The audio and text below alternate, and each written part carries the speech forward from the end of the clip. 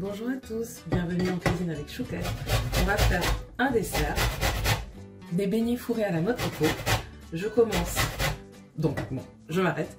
Je commence par râper le zeste d'une orange. Vous avez les ingrédients pour la pâte. Je vous montrerai ensuite les ingrédients pour la farce au coco et ensuite pour le glaçage au sucre.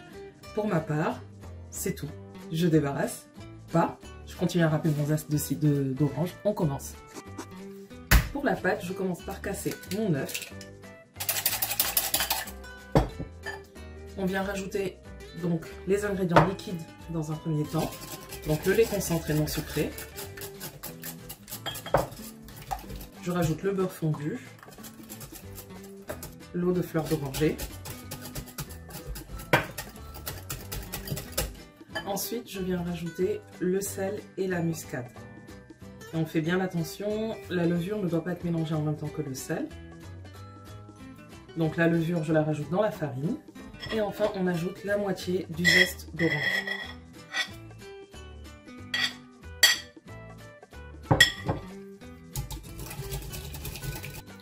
Ensuite, on rajoute la farine petit à petit. Donc au début, je vais mélanger avec le fouet et ensuite je pétrirai la pâte. Donc c'est parti.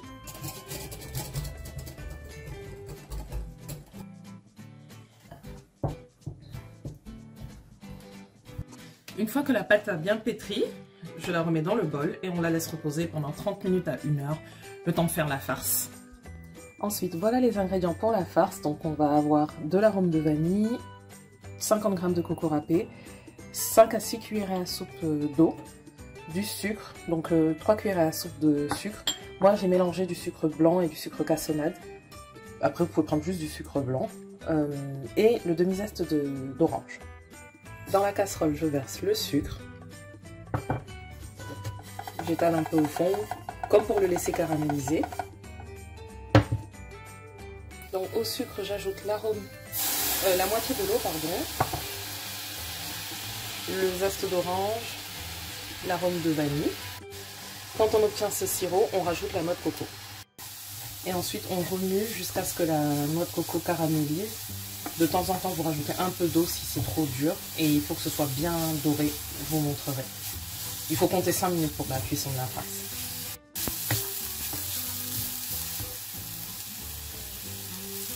Alors, place au façonnage des beignets. Donc, ce qu'il vous faut, c'est un plateau pour pouvoir les mettre au fur et à mesure. Vous avez la farce que je mets à côté. Regardez-moi cette couleur. Donc, c'est vraiment ce qu'on veut avoir. Une couleur comme ça. Et une texture pas trop pâteuse. Voilà. Je ne sais pas comment expliquer. Comme du sable mouillé de la plage. Donc, de côté, un petit peu de farine pour fariner le plan de travail. Mais pas trop. Sinon, ça assècherait la pâte. Un couteau pour pouvoir façonner nos formes. Et qu'est-ce qui me manque? Un rouleau à pâtisserie. Voilà. Donc, on commence par couper des petites portions. Bien sûr, je précise avant, je me suis lavé les mains. Je ne suis pas de la team on fait avec des gants de cuisine. Chez vous, vous ne préparez pas avec des gants de cuisine. Voilà, c'est dit. Donc, par petits bouts, j'étale la pâte. Et on va venir chercher à faire des rectangles pour pouvoir couper à l'intérieur de ces rectangles des triangles pour faire des mini croissants. Et donc, on essaie d'avoir une épaisseur de 1 à 2 mm.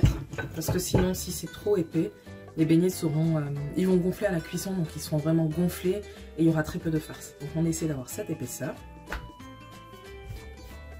Là, c'est parfait parce que je pourrais bien vous montrer. J'ai à peu près la forme que je veux. Bien sûr, si n'ont pas tous la même forme, ce n'est pas grave. Voilà, et je vais juste prendre un couteau qui n'a pas de dents, ce sera plus facile pour couper la pâte, je reviens. Et voilà, donc on fait des triangles, à peu près comme ça.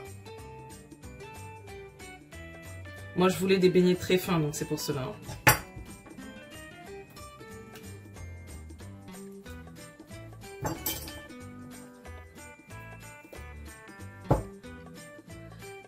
On prend un peu de farce qu'on met en haut. Vous libérez bien sûr les bords pour pouvoir coller. Et ensuite, on vient emprisonner la pâte, comme ceci. Vous voyez. Et après, on ferme. On réappuie au fur et à mesure.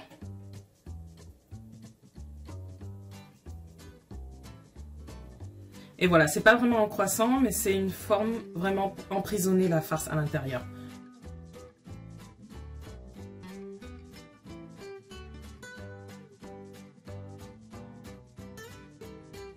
Et voilà le résultat. Donc maintenant, on va faire chauffer de l'huile et les faire frire. Une fois que je vous ai montré mes magnifiques...